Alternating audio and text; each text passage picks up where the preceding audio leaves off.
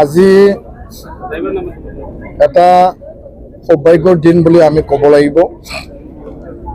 উপেন্দ্ৰনাথ ব্ৰহ্ম trust, Nikhil Bodo ছাত্ৰ সন্থা, বড়ো ৰাইজৰ যি আটাইতকৈ হায়েষ্ট যি সন্মান, উপেন্দ্ৰনাথ ব্ৰহ্ম ছলজাৰ অফ হিউমেনিটি এৱাৰ্ড, যি চিভিলিয়ান এৱাৰ্ড, 22তম এই যি এৱাৰ্ড আমাৰ হাৰ মেজেষ্টি গ্যালুম দৰ্জি ৱাংমু ৱাংচুক, ভূটানৰ ৰাজমাতা, এল্ডেষ্ট কুইন অফ ভূটান, তেখেতক সসন্মানেৰে আজি বড়োলেণ্ড বিশ্ববিদ্যালয়ৰ এই প্ৰেক্ষাগৃহত এই 22তম যি সন্মান সেইটো আমি প্ৰদান কৰিলোঁ।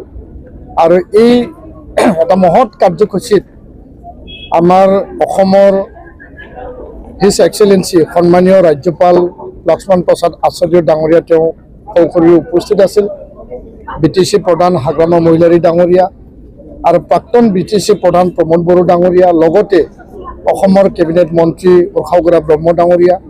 আমি ট্ৰাষ্টৰ হৈ, এপছুৰ হৈ, ৰাইজৰ হৈ আমাৰ পৰা হিয়া উজাৰি তেখেতক সন্মান আৰু তেখেতক সেৱা জনাবলৈ পাই আটাইতকৈ আনন্দিত হৈছোঁ।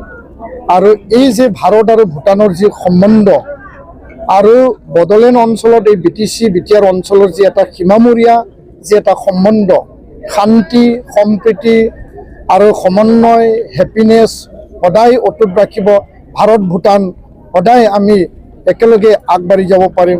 আৰু সমন্বয়ৰ বাৰ্তাৰে আমি এই যে 22তম যি উপেন ব্ৰহ্ম যি ছলজাৰ অফ হিউমেনিটি এৱাৰ্ড, মানৱতা সেনানী বঁটা আমি আজি প্ৰদান কৰিলোঁ। খুব সুন্দৰ কাৰ্যসূচী আৰু সকলো ইয়াত উপস্থিত সকলোকে মই ধন্যবাদ জনাইছোঁ। ভূটান ৰাষ্ট্ৰক ধন্যবাদ জনাইছোঁ। অসম আৰু ভাৰত আৰু দুই দেশৰ যি এটা সমিল মিল, সেই সমিল মিলক মই ধন্যবাদ জনাইছোঁ। Thank U.